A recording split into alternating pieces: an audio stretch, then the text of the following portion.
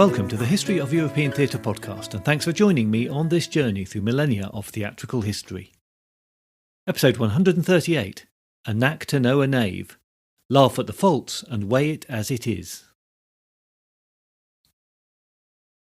Over the course of speaking about English Renaissance plays and Shakespeare, I've had cause to mention a play, A Knack to Know a Knave, several times.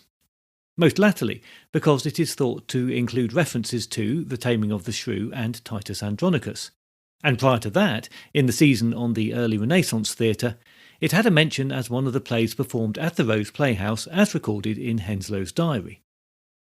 Having been reminded of it while writing about the early Shakespeare plays, I thought that it deserved some time in the spotlight on its own, as it gives us just a little snapshot of the plays and particularly comedies other than Shakespeare and Jonson that were circulating at the time of the earliest Shakespeare plays. So here is a little interlude of an episode all about A Knack to Know a Knave. But before we get to that, I wanted to remind you that as I publish this episode in October 2024, the book Shakespeare's Borrowed Feathers by Darren Feebrey-Jones is just published.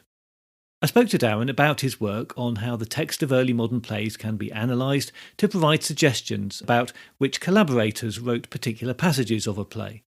And this isn't confined just to Shakespeare by any means.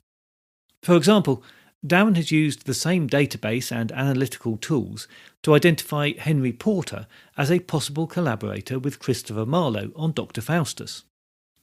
Porter is a playwright that I haven't mentioned before on the podcast, as little is known about his life, and we only have one extant play of his, a comedy called The Two Angry Women of Abingdon, as an example of his work. But as a comic writer, he was held in some regard, and his name crops up in Henslowe's diary as an author that Henslowe made payments to for scripts. He's known to have worked with Ben Jonson and Henry Chettle, and Francis Mears mentions him alongside Shakespeare as one of the best for comedy. Given the circles that he was moving in, and the fact that he was at Cambridge University at the same time as Marlowe, his involvement in Dr. Faustus as the author of the comic scenes that counterpoint the otherwise dark drama is certainly possible. But we have no absolute proof of that.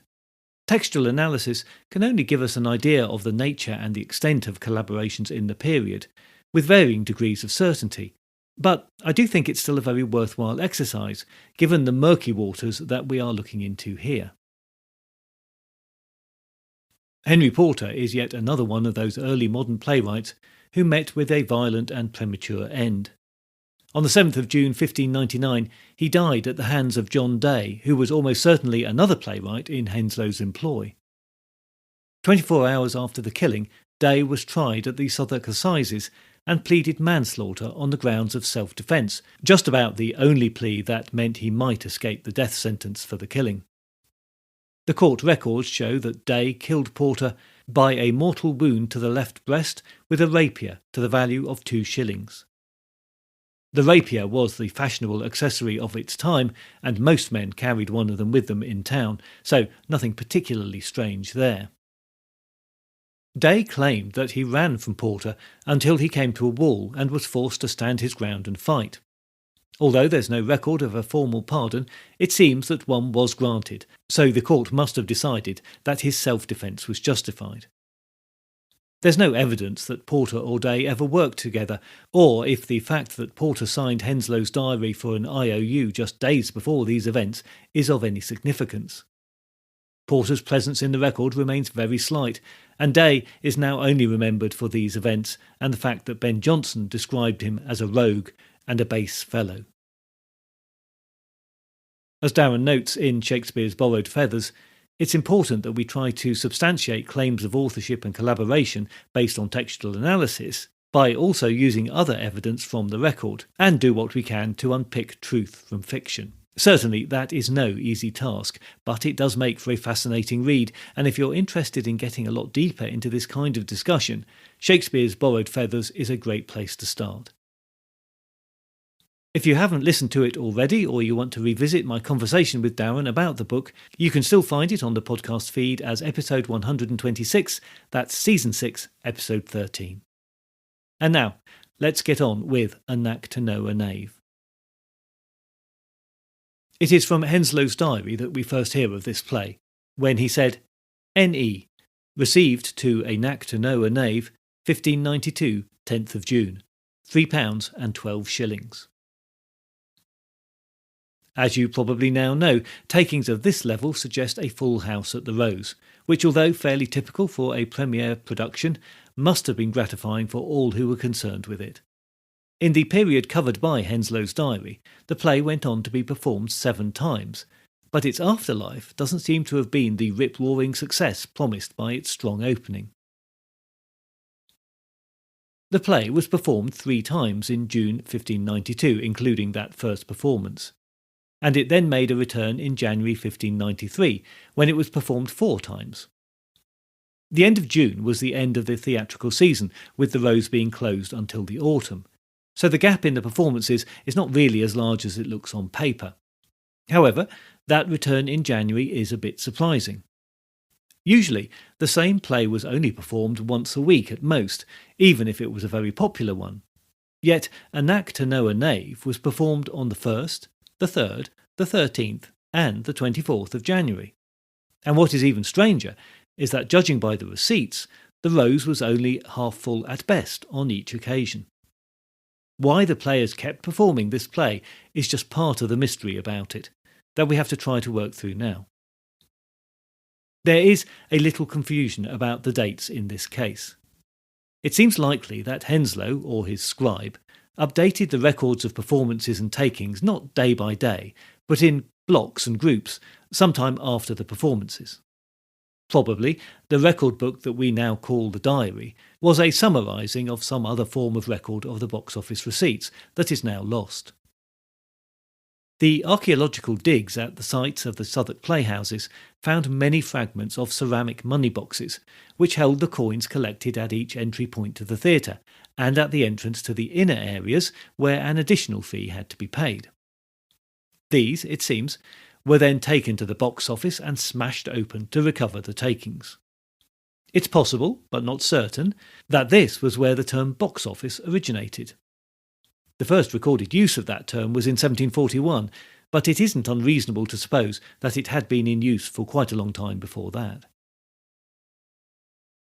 The first record for the second run of the play actually says that it was performed on the 31st of December, but in 1592 the last day of the year was a Sunday when performances were not permitted, so we have to assume that this was an error and that January the 1st, 1593 is the correct date for this performance.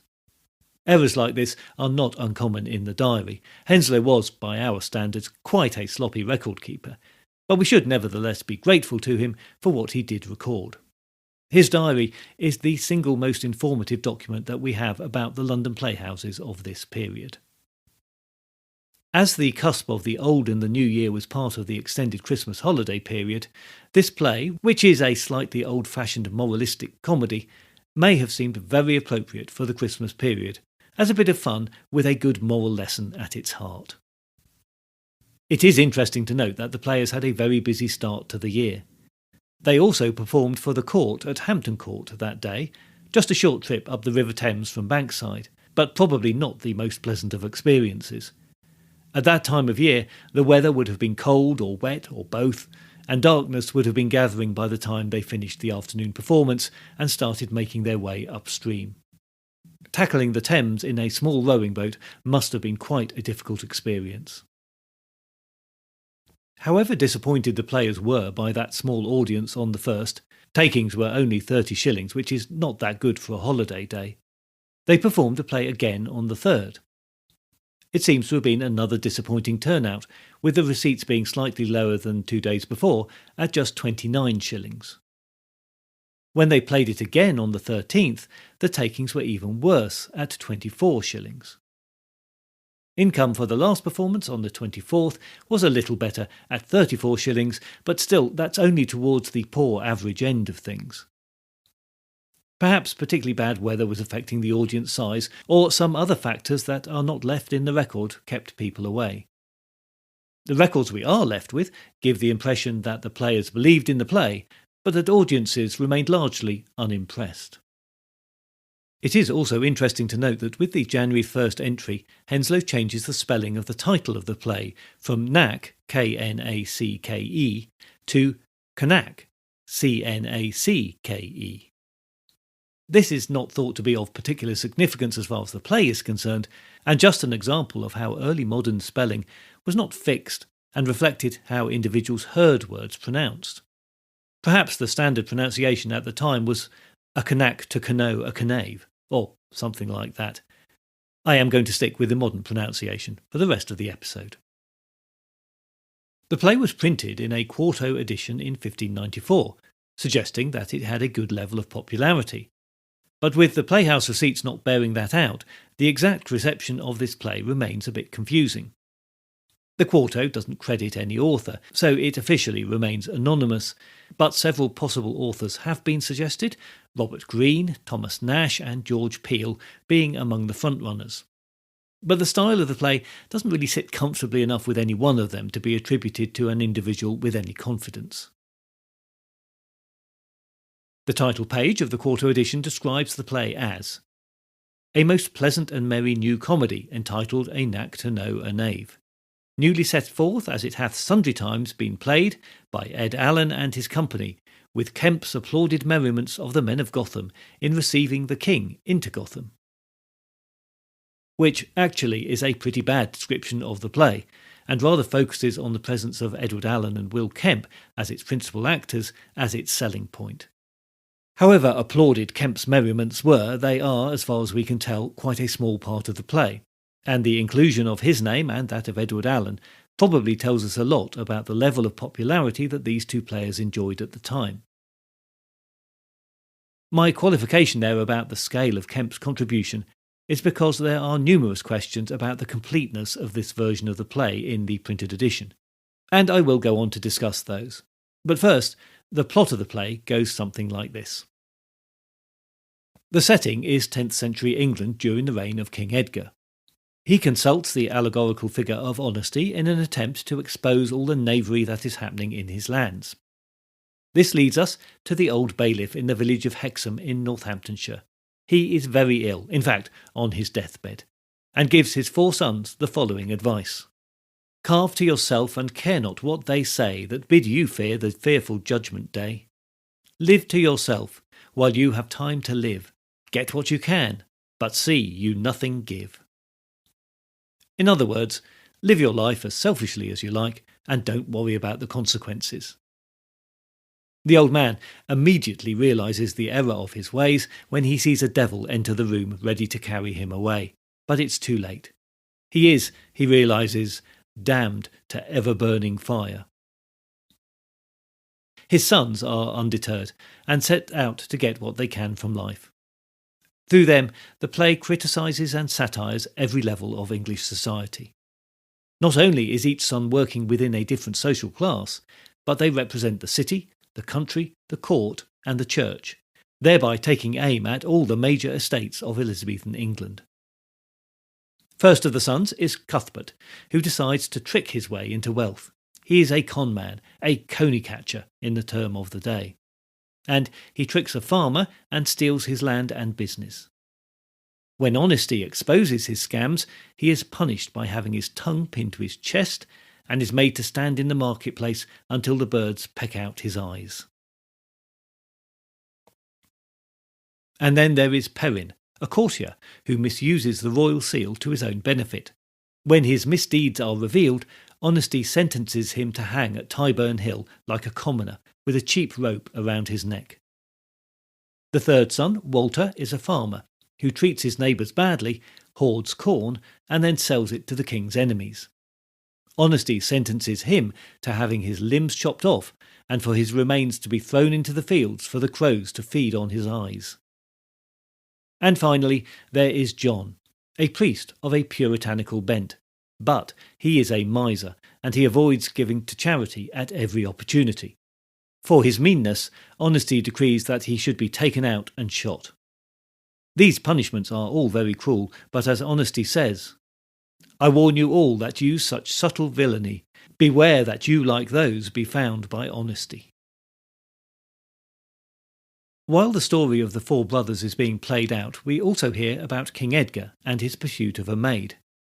Having heard tell of the beauty of the maid Elfrida, and ashamed to put himself before her, he commissions the Earl of Cornwall, Ethelwald, to woo her as his proxy.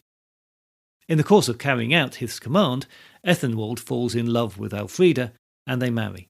Ethelwald then returns to the king, telling him that the maid's beauty was exaggerated, and that she is in fact too ugly to be a king's wife.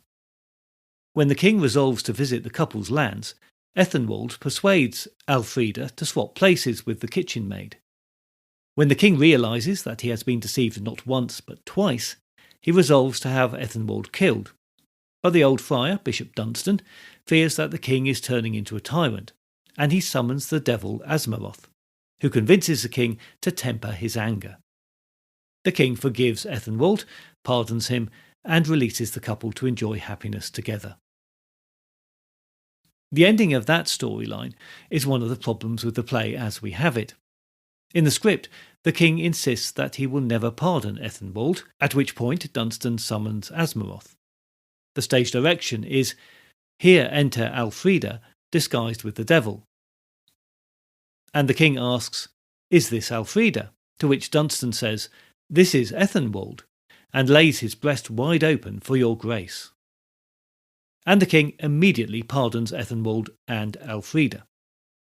There is certainly something missing here, some lines of dialogue at least, maybe some action too. As it is, there isn't any logic to Elfrida being seen with Asmaroth, or to the pardoning of the errant couple. It's all a bit strange. The King Edward story is tied into the Fools of Gotham part of the play by making a visit to the village part of the king's progress as he travels to see Ethelwald and Elfrida. The villagers exchange some banal conversation, presumably to establish that they are or are pretending to be dim-witted.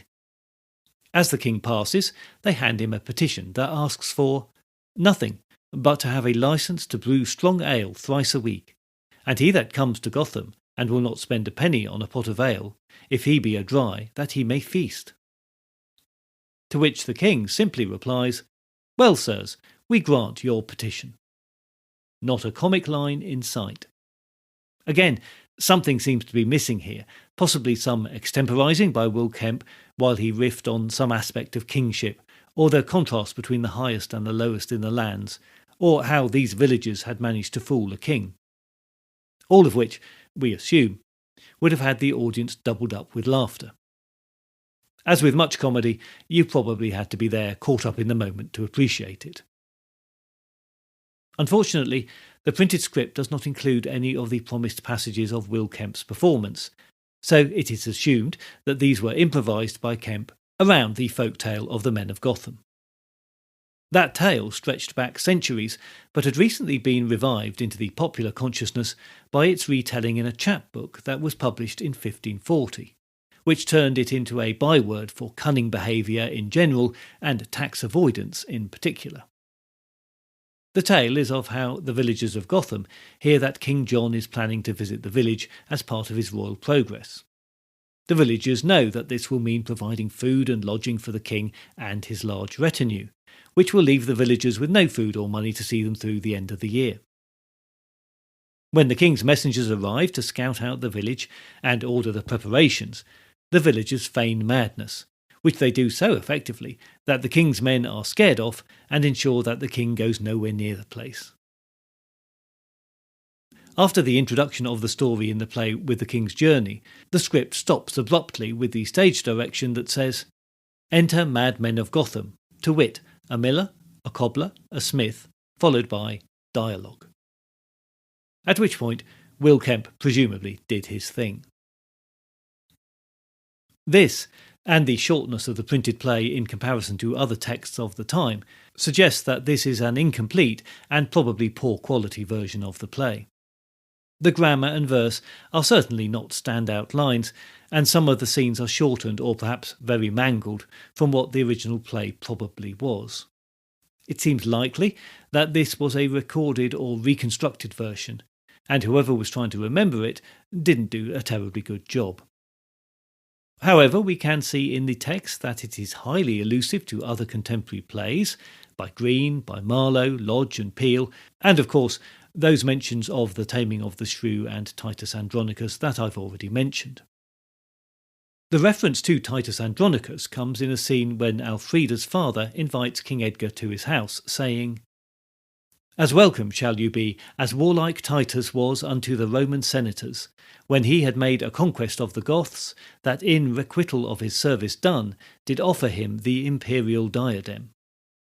Which is surely only there because of that opening scene of Titus Andronicus, which it summarises there, and that had only been recently seen on the stage of the Playhouse. More controversially, it's also suggested that Green's criticism of the up-and-coming Shakespeare may have been driven by sections of The Taming of the Shrew being heavily borrowed from A Knack to Know a Knave. When read, the play does seem like a bit of a less than comfortable mixture of styles that were common at the time. There is a strong moral element to it, but its intention is clearly to be comic. It speaks out against the dishonest behaviour of the four knaves, and they all received harsh punishments for their actions. The dialogue is, at times, full of very grand speeches, exotic place names and classical allusions. Perhaps that's a parody of Marlowe. Next to that, there is a comic scene with some rustic low comedy, and then Kemp's improvisations, which it's safe to assume were comic in their nature. Then there is the pseudo-historic romantic storyline involving King Edgar. In that plotline, the king is helped by the friar, who uses magical powers, a plot that seems more or less lifted from Green's successful play Friar Bacon and Friar Bungay. In all, it seems to be a very self-referential play, perhaps aimed at die-hard theatre-goers who would get the internal references to other plays that they had seen recently. The last lines of the play go to honesty, where the audience are asked for their applause. I reproduce it here, not for its quality, but to illustrate how not very good much of the verse in the play is, which might be an indication of why the play was not a long-term success, and also to remind us that not all plays were up to the standard of those from the period that we now see more often. So Honesty says, "And thus, though long at last we make our end, desiring you to pardon what's amiss, and weigh the work, though it be grossly penned. Laugh at the faults and weigh it as it is, and honesty will play upon his knee. God cut them off that wrong the prince or commonality, and may her days of bless never end, upon whose life so many lives depend." A Knack to Know a Knave may have been a better play than the one we now see, but possibly it was more complete in performance and something that you had to enjoy as part of a crowd, even on a midwinter's day. If you'd like to read the play, it's available on Google Books. This is a Victorian edition taken from a volume called 5 Old Plays that was edited by John Payne Collier. I've put a link in the show notes so that you can find it easily. Next time, it's back to Shakespeare and, to my mind, the best comedy of his early period, The Comedy of Errors, and I'm guessing that I won't get too many disagreements about that. In the meantime, please join the Facebook page or group, or find the podcast on Instagram or X to keep up to date with new episodes and other theatre-related things. If you do feel able to help out with the costs of running the podcast, then please head on over to Patreon, where you will find additional content for a small monthly fee or a one-off donation. You can also make a one-off show of support through Ko-fi.com. You can find details of all the ways to support the podcast at the New Look website, which is www.thehistoryofeuropeantheatre.com. That's also a great place to get in touch with me if you wish, by using the contact form, or you can even leave me a voicemail by clicking on the microphone icon. I look forward to your company next time, but if you do have any comments or concerns in the meantime, you can also contact me by email at thoetp@gmail.com or via X at thoetp.